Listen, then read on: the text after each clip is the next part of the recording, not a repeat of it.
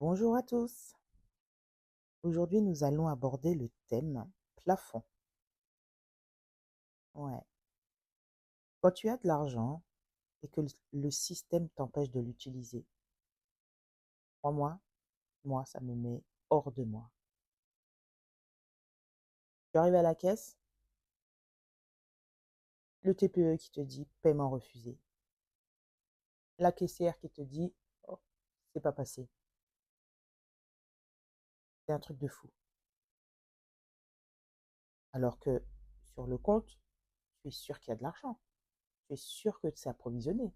Mais on te dit paiement refusé.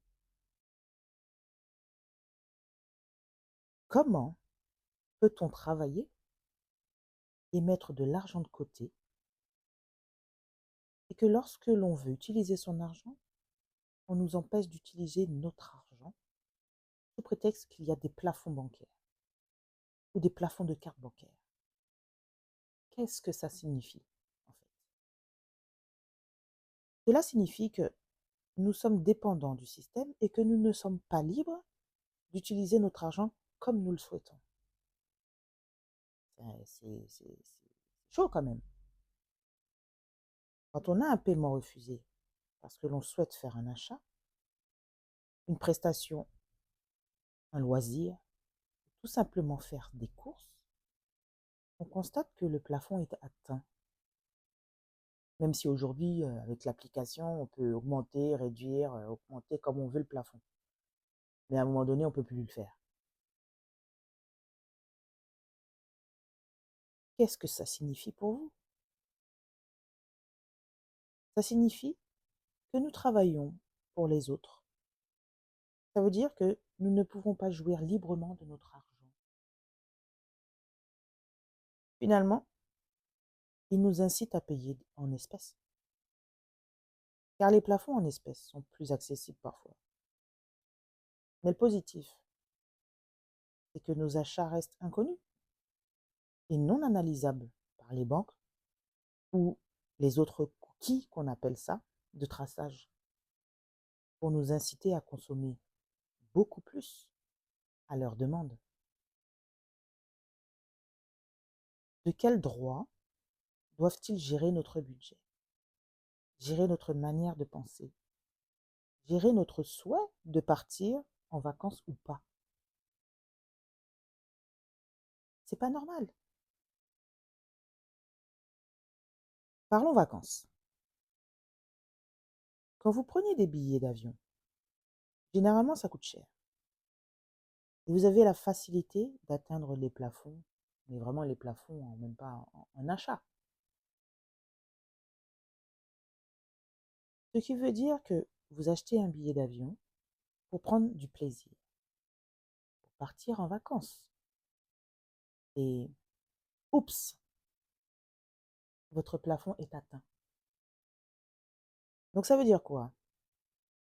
Que ce système, et avec ce système, vous ne pouvez plus rien faire à côté, même parfois ni manger. Ouais, ouais, vous avez le billet d'avion, vous partez, et après vous faites quoi si votre plafond est atteint? Est-ce que c'est normal selon vous? Moi, je trouve ça vraiment injuste et anormal d'être aussi bloqué par un système. Et en plus, les plafonds sont assujettis à votre niveau de revenu. Donc, c'est un peu aussi une sécurité. Mais normalement, informatiquement parlant, même s'il y a une forme de sécurité et que vous avez de l'argent sur votre compte épargne, normalement, vous devriez pouvoir l'utiliser comme vous le souhaitez.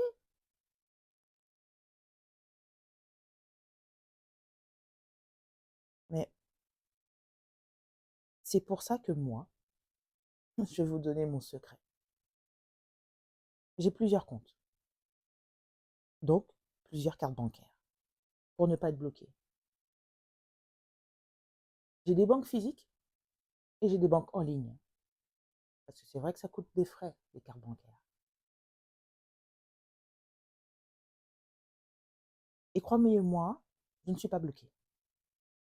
Parce que forcément, votre ligne de trésorerie s'agrandit.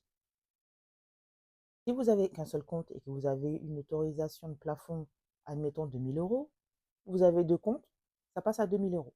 Vous avez 3 comptes, ça passe à ainsi de suite. Donc pour être libre de dépenser ce que l'on souhaite, et c'est la meilleure chose à faire pour être indépendant et utiliser l'argent qui nous appartient, que l'on a gagné de la sueur de notre front, c'est d'avoir plusieurs comptes bancaires.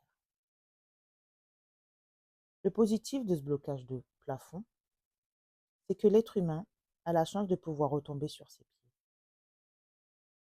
Une nouvelle stratégie est certainement meilleure naîtra de ce blocage que la vie dressera devant vous. Quand je vous donne la solution de plusieurs comptes bancaires, c'est que vous pouvez faire des virements intra-bancaires, des virements de compte à compte, qui vous permet à un moment T de pouvoir débloquer la situation. Car si vous avez de l'argent sur votre compte, il est hors de question de ne pas pouvoir l'utiliser. Donc, posez-vous.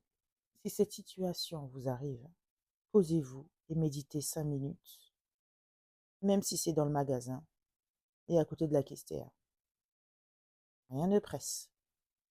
La vie vous soufflera toujours la décision la plus sage à prendre. Et ça sera la bonne. Faites-lui confiance. Je vous souhaite une bonne journée ou une bonne soirée. Si vous écoutez mon podcast, en soirée. À bientôt!